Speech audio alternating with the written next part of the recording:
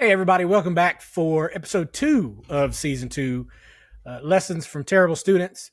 As always, we are the Terrible Students. My name is Jeremy. That's Sarah. Sarah, say hello to everybody. Hello, everybody. All right, so today we are getting back into the L&D space. We took a little bit of a detour last time to kind of reintroduce ourselves, go through some overall corporate topics. We're going to get back on track this week. We're going to be talking about communication in an L&D project, why sometimes it can not be as good as it can, or as good as it should be, and how you can improve that communication. Before we get into all of that, as always, this is a Lumius sponsored podcast. At Lumius, we are your partners in learning.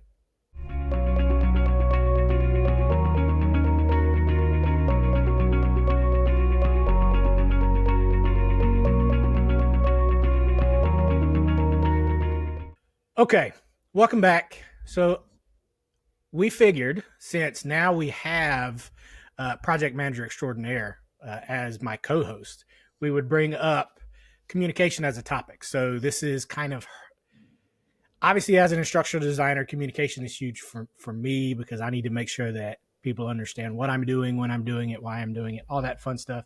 It is even more important for Sarah in her role. That's Sarah, please stop me if I'm wrong, but from my point of view, I think that's the primary job of your role, right? It's effective communication.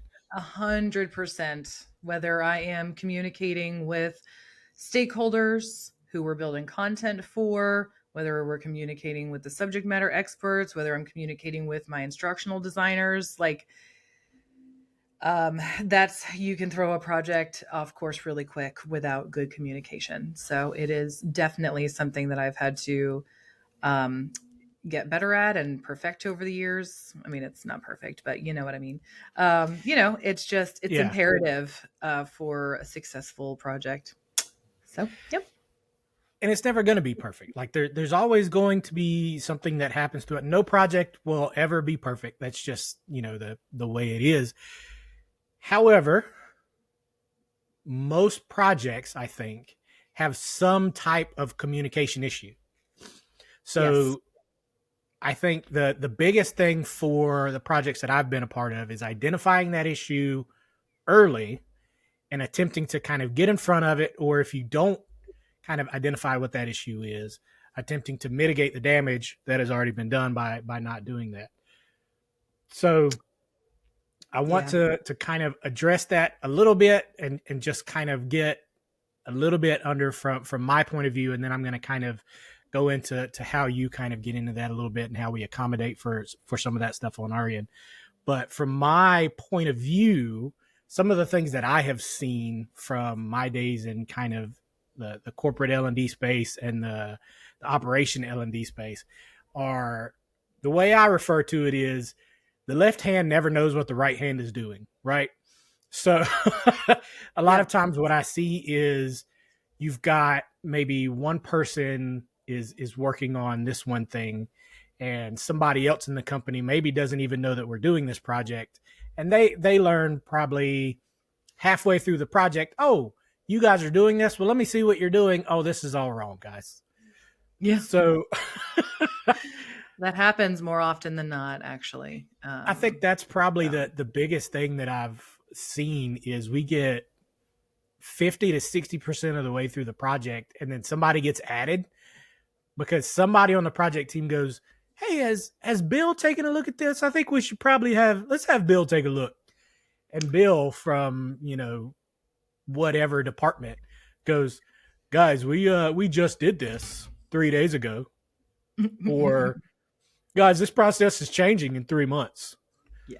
Or something along those lines. So that's kind of the problem that I've seen. That's definitely a lot of times. Yep. So, and I just want to say really quick about that. It's always, so there's always going to be a lapse in communication, even if you think you're being as thorough as possible, even if you include every little detail, there's always going to be someone or some situation where the communication just wasn't aligned.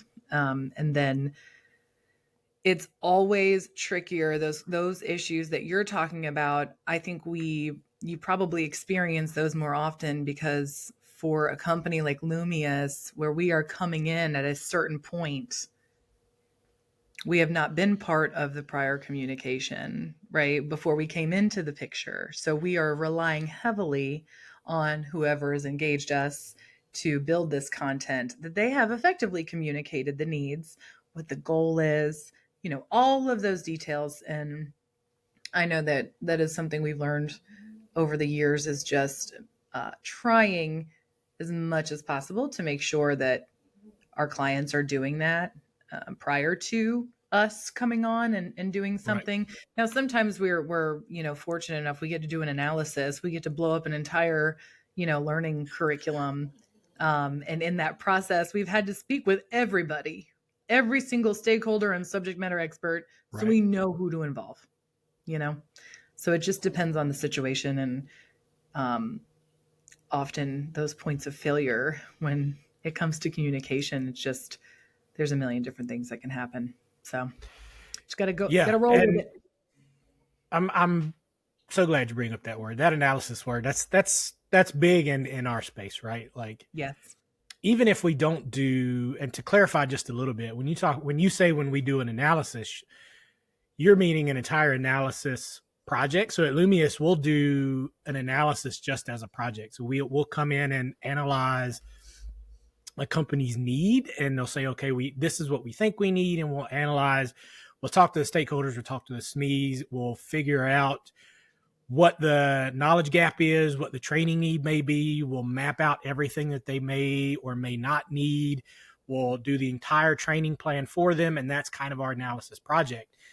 On a smaller scale, even if we're not tapped to do that analysis project, we're still doing an analysis. It's just kind of on a smaller scale, pointed to Sure. what we've been brought in to do. And sometimes we don't necessarily have the time to do it to the depth that we like to. Unfortunately, we have to do it within the time frame that we're given, obviously, and within the budget that we're given. But I think a lot of these communication issues, we've learned to ask the right pointed questions. So, and this is just from, unfortunately, that you learn from messing it up. Oh, So 100%. we Yes. we I myself have been in these, where you get 60% through the project and Bill comes on and throws a monkey wrench into everything.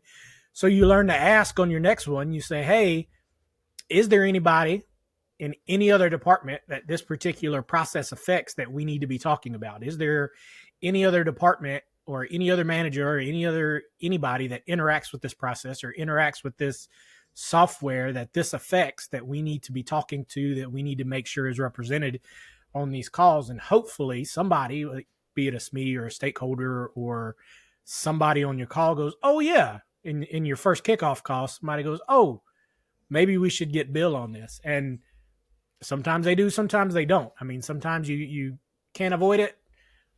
Hopefully they do. So there are questions that can kind of mitigate the risk. Sometimes you just gotta roll with the punches. So you just gotta make the best of it.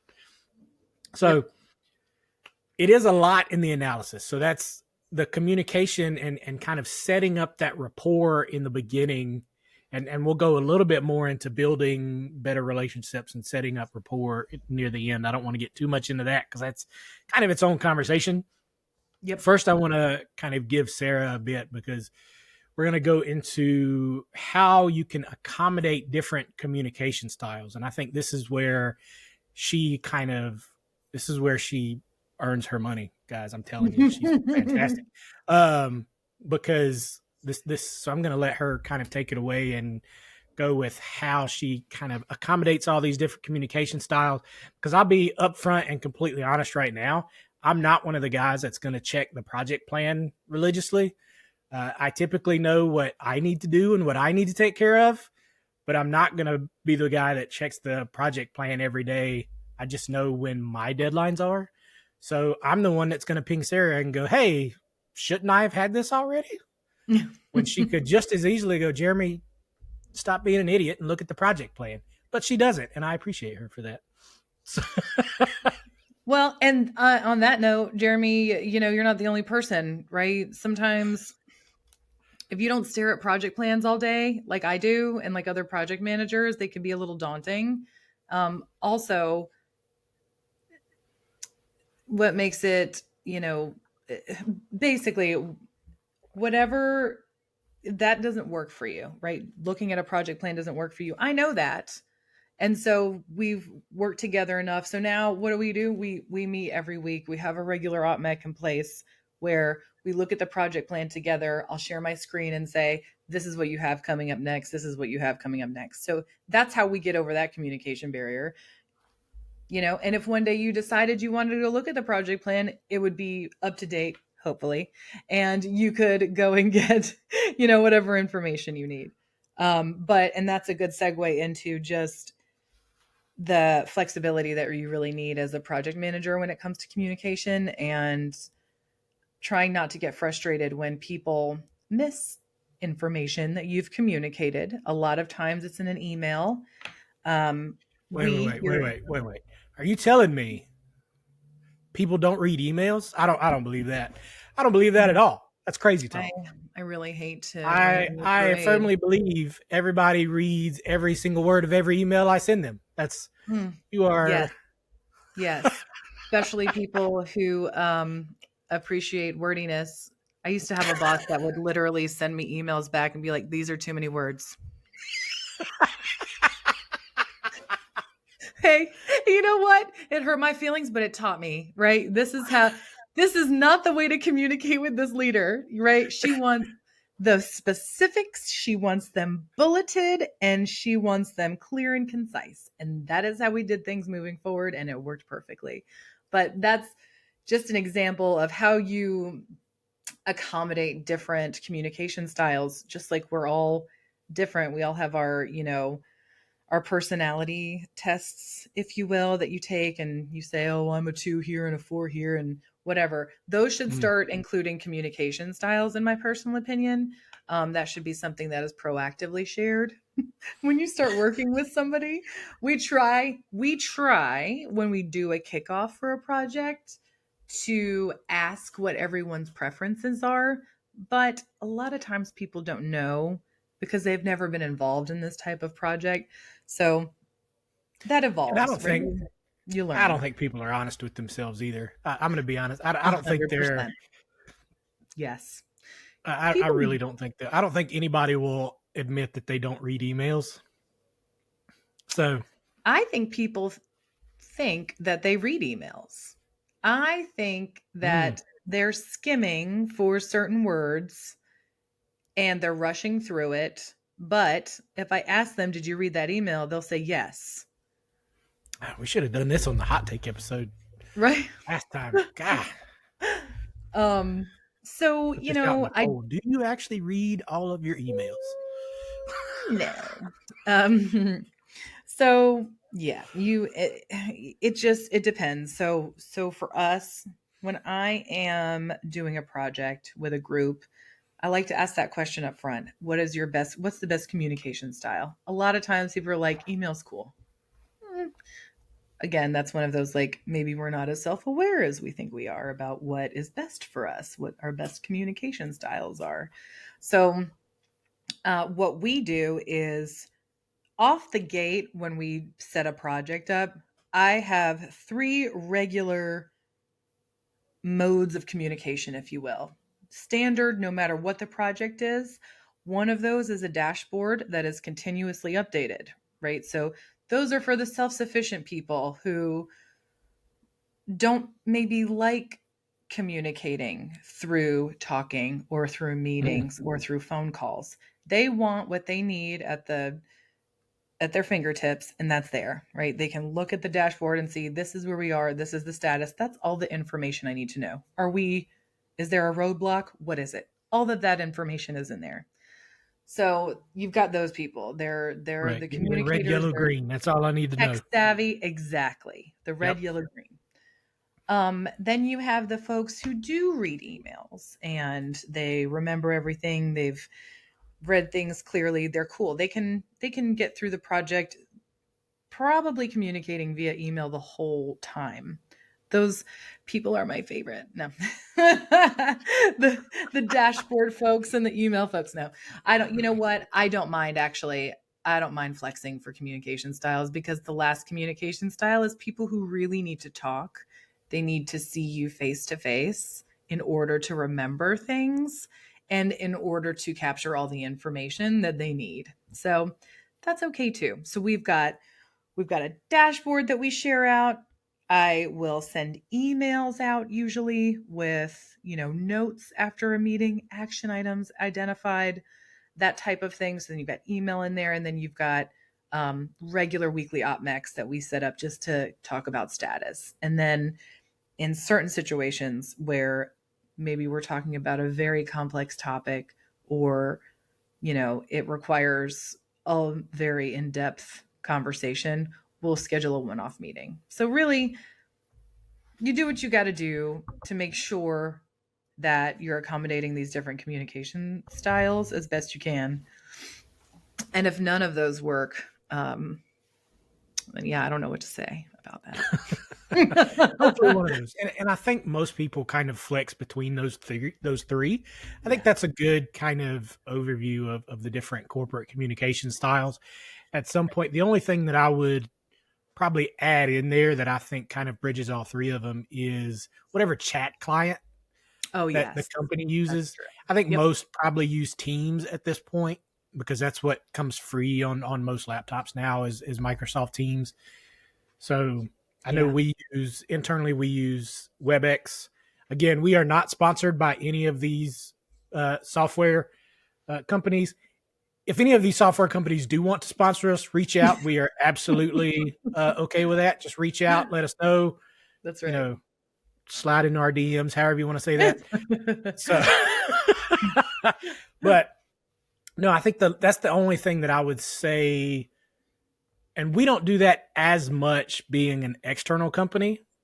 We're not as tied into their internal kind of chat client. That's more how they communicate with each other and how they upload materials to us. So we'll have access to, especially Teams, since that's kind of just the front for their SharePoint.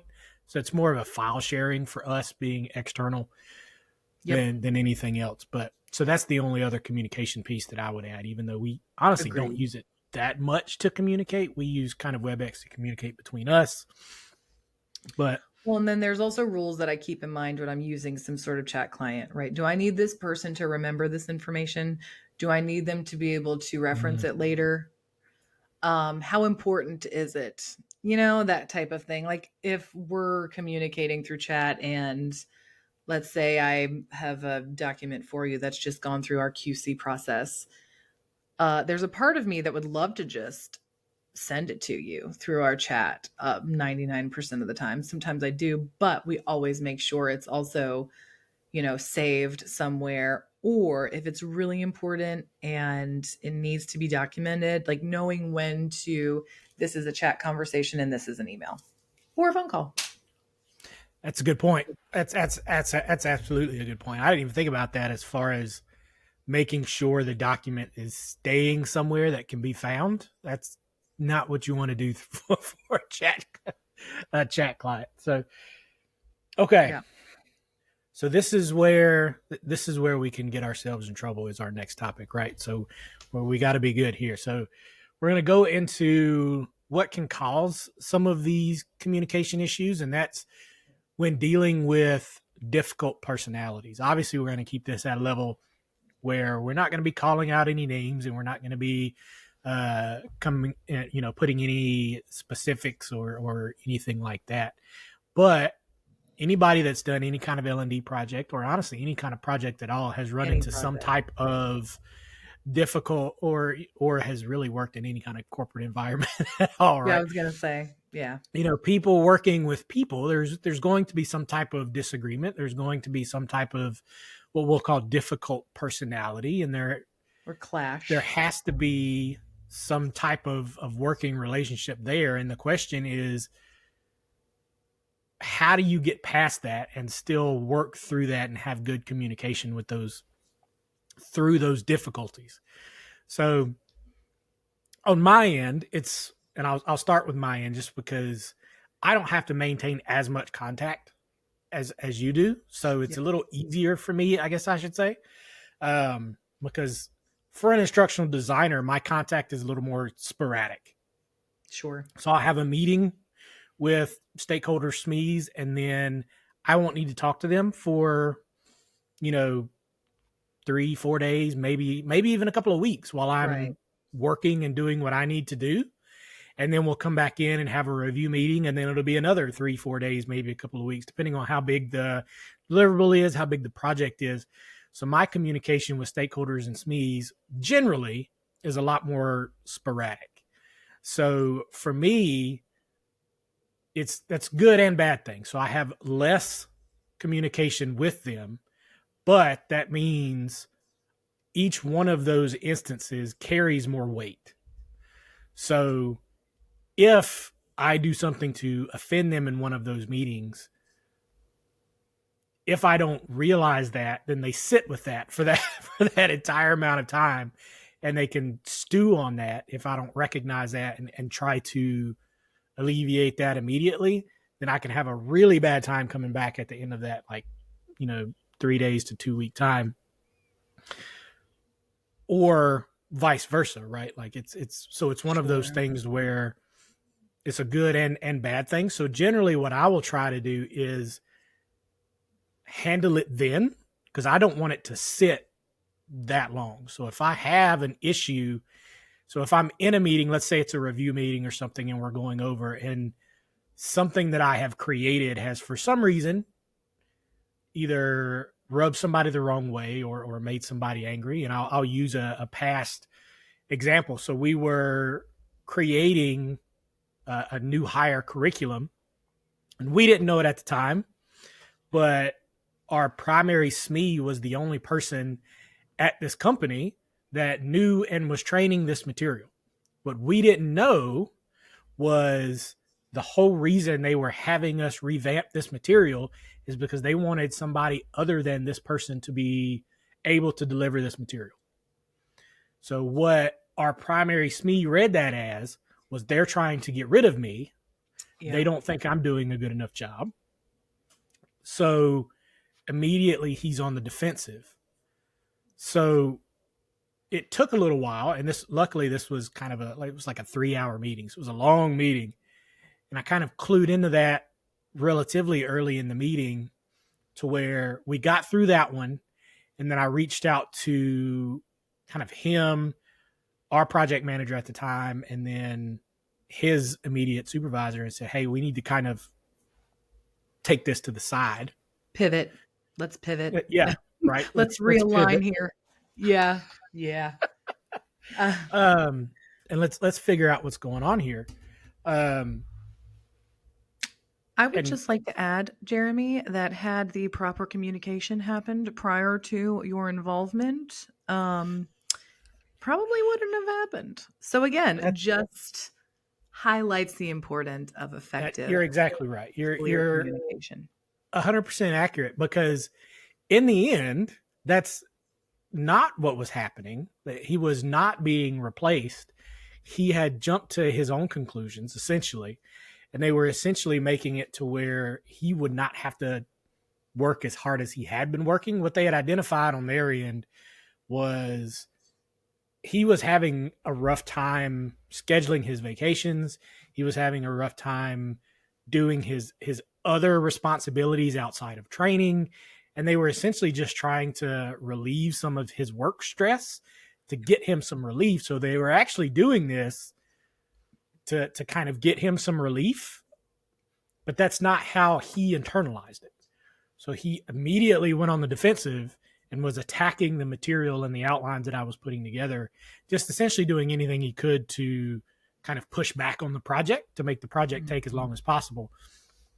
So, and it's just those kind of things. But Sarah, you're absolutely right. So there was a couple of breakdowns in communication there, right? So there was a breakdown before we even came on the scene in their end, because they just assumed that he would figure, hey, this is good for me, when he absolutely did not. He went the absolutely wrong way. And then there was a breakdown of communication with with him and us to where he didn't just come out and say, hey, this is my concern and this is why I don't want this to happen. He just immediately started, you know, essentially bad mouthing everything we were doing to try to upset the project instead of actually expressing what his concern was. Yeah. But that's how, like, the only way we could do it at that point was to, okay, we're not going to call him out on the call, because then it puts him on the spot in front of all of his coworkers, and we're not in the position to do that. We're external contractors for this company, and not only would that make him look bad, who is somebody that we need, he's our primary SME, we need him on this project, but I mean, to be completely frank, it would make us look bad, and that's not what we need with our client. We don't need to look like we're, you know, essentially telling somebody that they need to shut up and go with the, and, you know their role. Or the bad guy. Right. Yeah. So, Yep. And I think that probably happens. So being in the L&D space and a vendor, I think you and I probably see this happen more often than people who are part of an internal L&D group. And the reason is because, in my experience, and I have been the defensive SME who had very little knowledge of how to truly create adult learning content. But I was used as this subject matter expert for so many years because there was nobody else. I was throwing together content that had all this information in it. It was too much information, right? All of us were doing the same thing. We were these knowledgeable people, and we were good at training people, but we weren't that great at creating the content. Now, what it felt like when our company went to a vendor and said, hey, we're going to pay you guys to come in and completely redo our curriculum, it felt like we were being slighted. Like right. nobody ever told us that the content we were creating wasn't good. Nobody, it felt like, oh, they're coming in here and creating this content. Like, they don't even know anything about us. They don't know anything about our company. They don't know about our customers. How are they going to be able to create good content? Like, we Yeah. weren't brought along on that journey. We definitely weren't any part of the communication efforts. And so I've been there, like I know what that feels like. And so I always try to approach every single project, especially when it's a situation like that where we're taking content that was created by a SME and it's been used, trusted, and true for many years. They put all of their eggs in this one basket. They're completely reliant on this person that has probably 20 years, even maybe, who knows, years worth of Right. knowledge. They are imperative to the success, but nobody ever explained to them, what's going on? What are we doing here? So the way I try to get ahead of that, Jeremy, is we not only do we do a kickoff, with all the stakeholders and the SMEs. Sometimes what I'll do is if we have several different subject matter experts and it is a project where we're taking their existing content and zhuzhing it up, if you will. I try to be as Juge. Yeah, I try to be as transparent as possible, make sure they know that they are super valued and we can't actually get to the finish line on this project without their help. But just being very clear and transparent. And I think sometimes whether it's not purposeful, or I've also seen situations where um, whoever decided to initiate us, or whoever the company is coming in as a vendor and building content, like maybe they were being a little bit secretive on purpose. And that's not the right way to handle it either. So I feel like when it's communicated as this is a collaborative effort, we need you, you know, your inputs are so important to the success of this project. I just feel like if those things are kind of, cleared up in the beginning, oftentimes you'll get a really good, cohesive, you know, partnership going with your SMEs as a project manager and an instructional designer. Yeah, when You I know? think you hit on it perfectly. At the end of the day, we're all people, right? Yeah. Everybody has a reason for acting like they're acting, and I think if you take a step back and try to figure out what that reason is, nobody acts like a jerk just to act like a jerk. There's a reason, but well, I guess I should say most people don't. I mean, I'm sure there's a lot of Yeah. people that do, Yep. but most people have a reason for acting the way they're acting, be it exactly what you were saying. Like maybe they're feeling like, hey, I put a lot of time and a lot of effort into doing this, and I think that this particular thing works well.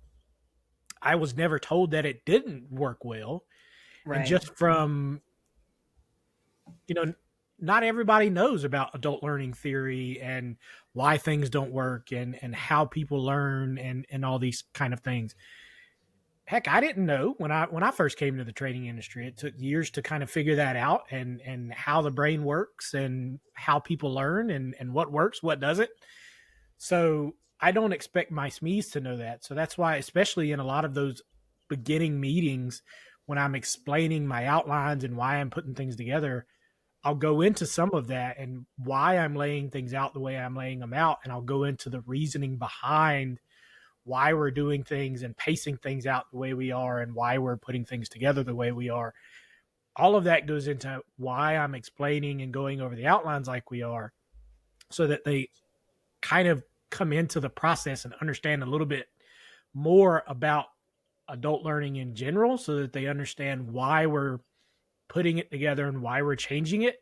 And I also give them plenty of opportunity and plenty of time to ask any of the questions they want to ask. So if they do just want to come out and say, hey, this is the way we did do it, why can't we do this? And to be honest, some of the things that they did, we may still be able to do it that way, because if it worked, why reinvent the wheel, right? So if they had Oh, an activity that 100%. worked really well, we can still use that. Like we can still I was take that piece and insert it into the new class. There's nothing saying that if they have something that works really, really well, great, Yep. let's use it. There's nothing saying that we can't, assuming that it's teaching the right thing. Right. So I was just going to say a lot of times activities are those examples where, these folks have trained these classes 100 times and they know what works as far as activity goes and what helps learners retain things. And so, in my experience, and you do a really good job, Jeremy, when we are in meetings with SMEs and you're getting ready to review an outline with everybody, you do a very good job of setting the tone and explaining why you're doing things the way you're doing them. So I think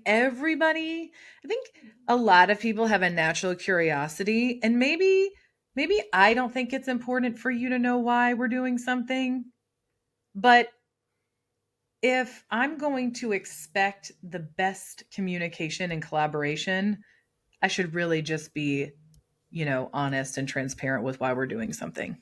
mhm. Save a lot Yeah, of I a would, lot of issues from happening. again, most of the things that I talk about have come from me get blowing something up on a previous call, right? All of Learning, that yeah. has come from me messing something up before. So a lot of that comes from, because it was years ago, I got on a call and I did. So what I'll do now to clarify, I'll jump on a call and I'll look to see, okay, do I recognize, obviously this doesn't work for huge calls, but typically with our review calls, it's, a dozen people or less, because we want to keep Sure. those calls a little tighter. So for those that don't get that, if you have a review call and you've got like 40, 50 people, good luck. Whew, I know, right? just just good luck. Mm, But you want to keep I would say even 12 is probably pushing it, but rule of thumb, you want to keep that 10 to 12 people maximum when you're reviewing something, if you're doing it live, because otherwise you're going to get stuck on something and you're never going to get finished. Like you're just not going to. There's too many voices in the room. What that also allows you to do, so the first time in your first call, what I'll do is take a screenshot of who's on the call, And then when I come back, I will compare that screenshot to who's actually on the call for the review call. So typically in like a kickoff or a weekly meeting or whatever, I'll have a previous call then before I have that review call. So I'll have a screenshot of it and then I'll compare that to my review call. If there's a new name there, I'll go over whatever question they may have that we went over before. So if I have a new face on the review call, I'll go over the main points again, saying, okay, this is what we're doing. This is what this course is supposed to be. This is who our audience is. Just hit those big main points, because if you don't, at some point, they're going to ask that question in the call anyway. So I'm going to knock that out right at the beginning. And then I'm also going to hit those big major points for anyone that was on those calls. I want to hit the points that they may have had questions about that in the call previous, or that we've had discussions about that and we came to a decision on it. So if we had, a discussion about, okay, this course is going to be 20 minutes. It cannot be longer than 20 minutes. We cannot go over by, like there was discussion that we wanted it to be 30 minutes. It cannot be 30 minutes. It's going to be 20 minutes. So on the next call, I'm going to make sure everybody understands, hey, this is a 20-minute course. We are not going over. Is going to be 20 minutes. Yep. So, because if you don't, then at some point that's going to come back up. You have to reiterate those big points. And a lot of people will shy away from that. And then it'll come back when you get to your beta, and then you'll have that conversation when you don't want to have it. So I would prefer to kind of, my philosophy is just to hit those things head on and make sure everybody's on the same page and everybody just addresses these problems up front, because if you don't address them, then they're going to pop up when you least want them to. Because when I first started this job, I was very non-confrontational, and I would just kind of hope it didn't pop up. It never worked out for me. Right. It would always pop up. Like you our learn. launch would be in like 3 days, and somebody would send an email, and then I'm working the weekend trying to fix something because of something I didn't bring up. So, well, that's why proactive communication is important. That's why they say, communicate well, communicate often. And I think something that we haven't touched on also, but it's important when you think about communication, is how you deliver things, right? Your tone, your delivery of them. Do you sound condescending? Because that is a quick way to lose anybody's attention or cooperation. So that is something that I think is hard for some people. I think it's hard for people that have never worked retail. Yeah, or service industry, right? We've talked about this. We think that everyone should either work in the service industry or retail at least once in their lives. Agreed. For those of you that have never worked retail, everybody that has worked retail has a retail voice. So I was a cashier at a grocery store. I also worked in a restaurant for a little while. So I was a technician. For those of you that know my history from previous episodes, I was a technician. So I was a customer-facing employee for years. You have your customer voice. And doing this job, you have to be able to interact with SMEs. You have to be able to interact with stakeholders. Now, that is not saying that we're, lying or anything like that. That's not what we're talking about. It's just a different way of speaking than you would speak with your family or your friends. It's a different tone of voice. It's very close to my podcast voice. So it's just kind of a different thing. It's a different way of speaking and a different tone of voice that you use. And Sarah's exactly right. It's a way of controlling your reactions, because you have to be professional, because it's a professional atmosphere. You can't react the way that you would as if you were standing and, in a personal setting. So, but yeah, Sarah and I have talked about this. It's called your customer service voice. That's right. So, and you can't always match other people's energy either. Exactly. So, and it gets trickier in terms of communication, like when you are trying to convey tone via an email, so those things are just things you learn in the trade as you go. And Yeah. And I would Um, say that was when I first came to the corporate world from being a technician. That was one of the hardest things for me to learn. I actually had to have, there was a woman that sat across from me. Her name was Angie. She saved me many times. I would send my emails to her and I would be like, Angie, can you please read this for me to make sure, because I everyone am needs Angie. so ticked off right now. I need Yep. somebody to read this for me to make sure that, because in my head I'm cursing this guy out. So I need somebody else to read this for me to make sure that's not what it sounds like. Even though I didn't actually put swear words into this Exactly. email, does it Exactly. sound angry? And we got to have people to check us like that. Deb, our our fearless leader over here at Lumius, she will do She's that with me fantastic. sometimes. And she'll ping me and say, "Hey, maybe your tone was a little," and I'm like, "Okay, that's fair." So I try, and that's why you actually hit on a good point there is feedback is super important when it comes to Mm, communication, especially if you're transitioning from a technical role.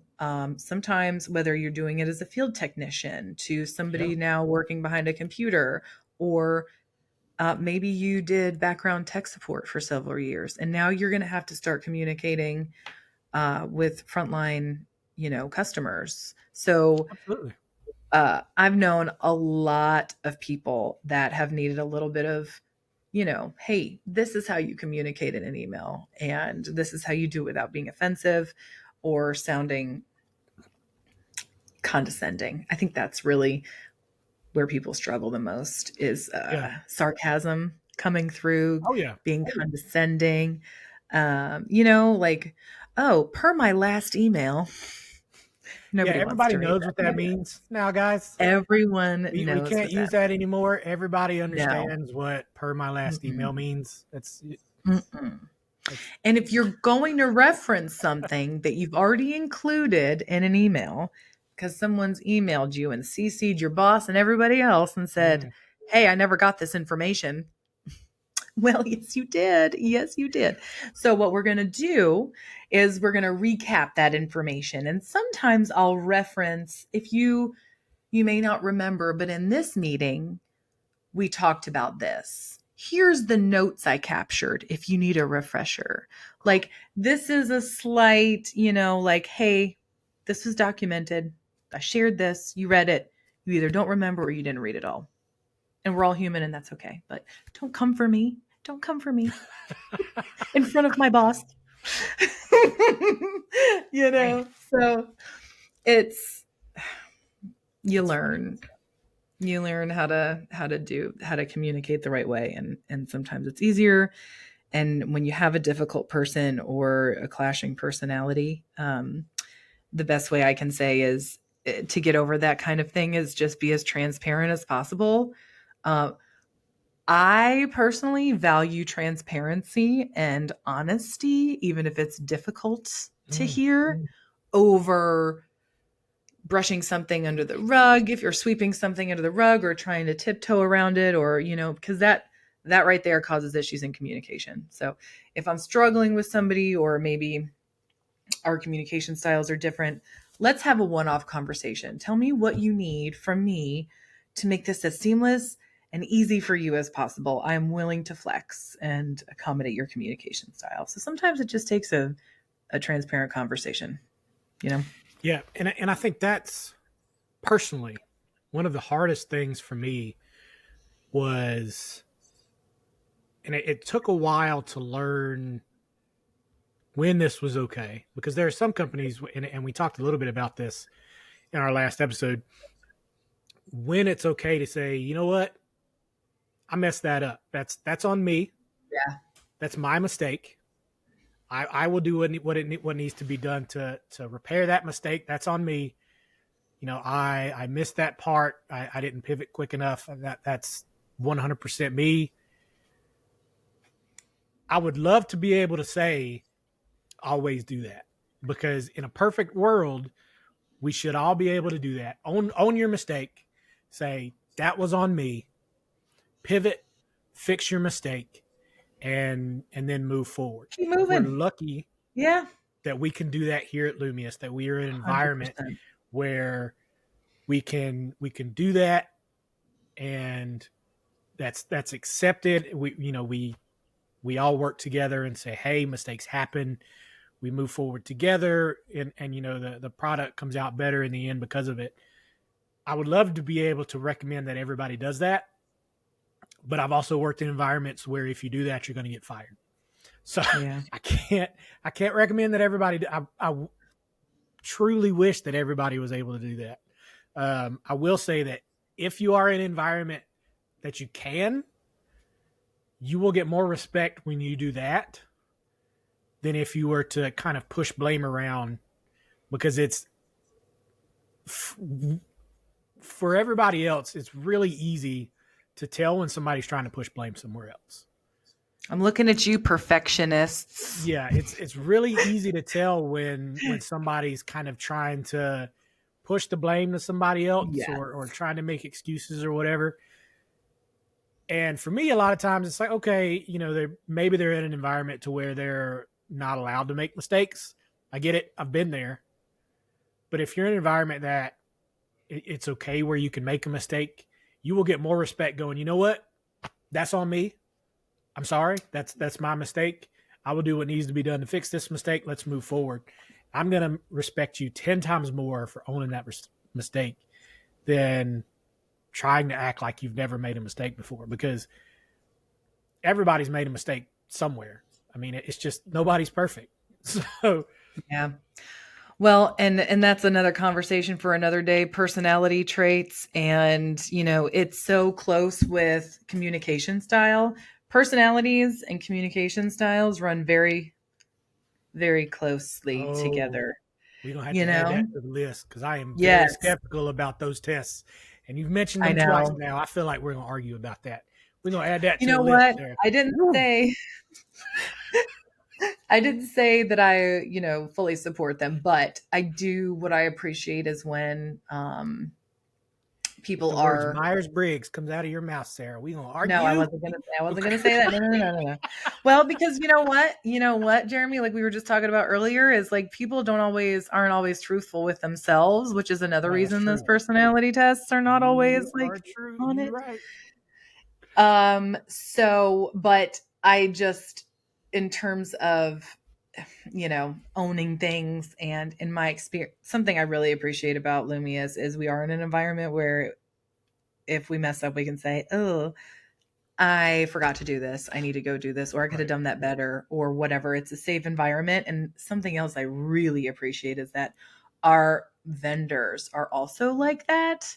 They Mm-hmm. are in a safe space where they can say that type of thing. People don't always do that. You've got, the folks who are, I've found, and I Yeah. said perfectionists because, I know a couple folks who are very near and dear to my heart, but they are so obsessed with perfection that there's Right. just no room to admit when something didn't go perfect and it's their fault. So, um, we should definitely dive into that someday. Personality tests, Jeremy. But I find they align very closely with how people communicate. All right. So let's move on to our last.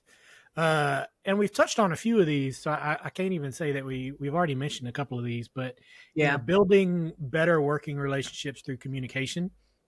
So we've got a Yep. couple of tips and tricks here. I can't even call them tips and tricks. It's essentially just ways to conduct yourself in a professional manner to help your communication be better and build these better working relationships through better communication. First and foremost, for me, the biggest for me is just be consistent in what you say and what you do. So if you say that you are going to do something, then do that. Do not Yep. overpromise and underdeliver. If you say that you're able to do something within X time frame, then do that. So Yep. don't, because I've noticed that a lot of people in calls will say, yeah, I can get that done in 2 days. And then the next day they'll send out an email saying, hey, I need a couple extra days or whatever. Just be honest to begin with. Say, hey, I need 4 days. I need 5 days. Be honest to begin with, because it looks worse asking for additional time than if you would have just asked for the amount of time that you needed to begin with. So, Agreed. and for me, like I'm the type of guy that's always early. So I like missing a date kills me. It's just, Yeah. it kills me when something ends up like, if I'm the reason that something is late, that's like a pet peeve of mine. So for me, like being consistent as far as what you say you can do within the time frame. Obviously, this means if you get everything you need, or something, if everything goes the way it should, if something happens, source material is outdated, or somebody gets sick or something like that, something out of your control, different story. Obviously there's all kinds of things that can happen that can put you behind. But if you say, I have everything that I need, I can get this done in 3 days, and then on day 3 you send an email saying, hey, this isn't going to be done even though I had everything I needed, you look bad. I mean, it's just how it is. It doesn't look good. So No, it doesn't. It doesn't. So what you're saying is, was it over overestimate, undercommit? What is it? it's hold on, now I got to think, because you Sorry, messed I me just up. messed It's that all up. I under just messed it promise, all. over Thank deliver. you. Under promise, over deliver. Under Yeah. promise. Yeah. Yeah. So, Yep. Agree with all of that. Absolutely. That's a good way to just start off any project, or just really just a regular practice. It's good to be consistent. And when it comes to communication, when people know what to expect and you've learned somebody's communication style, that makes it go even smoother, you know? that's right. And I think we've touched on every other point we have here. I think we've touched on already. When you're talking to your SMEs and your stakeholders on an L&D project, don't badmouth the existing materials. You never know who created those materials. Those people may be on the call with you. So you don't want to, this is something that Sarah was just talking about. You could completely alienate your SME without ever even noticing it. So Even if I'm everybody from that company is also bad mouthing the content, still do not join stay out of into it. it. And That's right.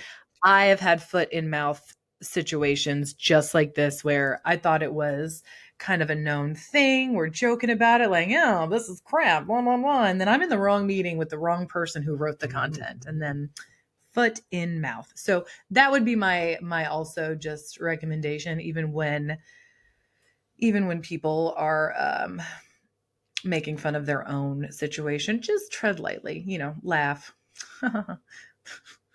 join Right. in there, but just be careful Right. about, Just remember what your mother always used to tell you, right? If you can't say right. anything nice, Don't don't say say nothing anything. at all. Don't Yep. say anything.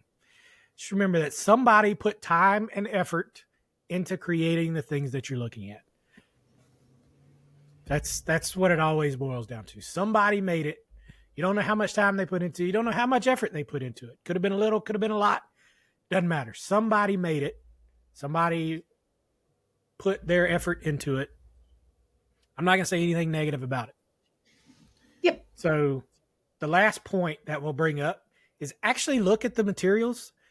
This is one of those things that I decided to put in here because this was years ago. I was on a call where I was not the primary ID on this call, but we loaded in and I had looked at the source material and it was very clear that primary ID never opened the source material before we got on this call. And I ended up taking over the call because the primary ID had no idea what he was talking about. It was very clear that he had never opened the source material before we got in here and was just completely in over his head because it was very technical material because we were doing training for a technical audience. And it was just very obvious within 10 minutes of being on the meeting that he had never even opened the source material. And I just remember thinking, God, I'm glad that's not me. Oh, that's the worst. And that's Luckily, unpreparedness. Yeah, luckily I learned that through somebody else messing up on that one. But again, most of these lessons you learn from, messing something up. Trial and error. Or watching somebody else mess up. Right. So this was, he had been an instructional designer and I talked to him after the call, and he just did not. And it wasn't that he was lazy. He was overworked, didn't have time to get to it. And luckily I had kind of the background knowledge to kind of step in and do a lot of it for him, but he was floundering and clearly did not look at the source material before we got in there.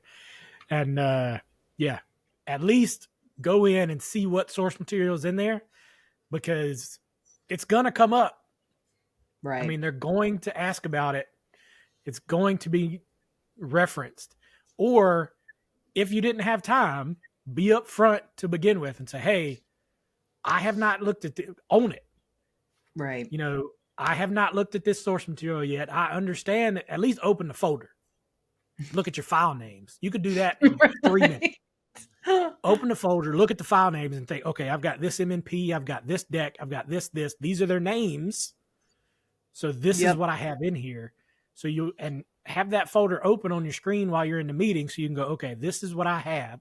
So when they're referencing this is what they're talking about. When they're referencing this is what they're talking about. Okay, so I can at least speak and say, okay, I haven't been able to dive deep into these things because I apologize. I've had some other projects wrapping up, but I have it on my schedule to do today and tomorrow to dive into this source material. But I see that we've got this MMP. I see that we've got this deck.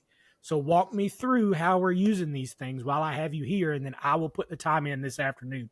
So at least own that you haven't done it yet and tell them, hey, it's on my list to do immediately. Don't act like you have, because they're going to be able to tell real quick that you haven't. 100%. And actually, this highlights the importance of communication because, quite frankly, if you're not ready for the meeting, communicate with your project manager and your stakeholders and say, like, nip that in the bud before you even go into that meeting. That's true. And once you've established like that good relationship with your people, you can communicate something like that and they'll be perfectly fine with it. They don't want you to waste their time. They don't want to waste your time, So good point. Just goes back to the importance of communicate proactively. Do it often. Let people know where you are, what you're doing, what your status is. That can save you a lot of embarrassment and issues in the long run. See, Sarah, that's why you're fantastic. I never would even thought about that because, again, I don't want to be the reason that the call doesn't go, right? Yeah. So for me, it's like, we're going to go on this call. Even if I'm not ready, we're going to go. We're going to do this thing. So, yeah. The more we talk about this, Jeremy, this just is sparking more ideas about projects and the importance of different pieces, and communication is such a big part of it, right? But so is being proactive and so is, building the relationships, and that's stuff that we can go into for sure. But all of these pieces, components to a successful project, are rooted in how things were communicated, how well they were communicated, how often they were communicated, how truthfully they were communicated. So that's exactly right. And guys, I think on that perfect summary, we're going to wrap it up here. We appreciate you tuning in for our episode 2. As always, thanks for listening, and we'll catch you next time. It's been fun. Thanks, everybody.